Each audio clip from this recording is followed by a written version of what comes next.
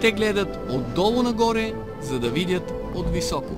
Светът е толкова красив. България е толкова красива. Има толкова неща, които може да покажем. Защото сме по-малки от тях, скалите ги разглеждаме отдолу нагоре. В този момент ти мислиш, че знаеш какво си видял. Но ако видиш белоградчишките скали от високо, То става все по-голямо, все по-широко.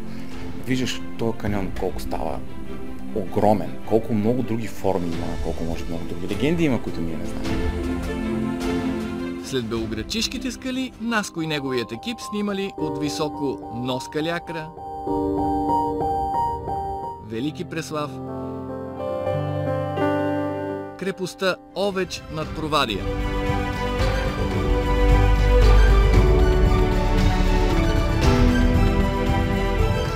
Ти си мислиш, че всичко е свършило, но продължаваш нагоре и нагоре и нагоре.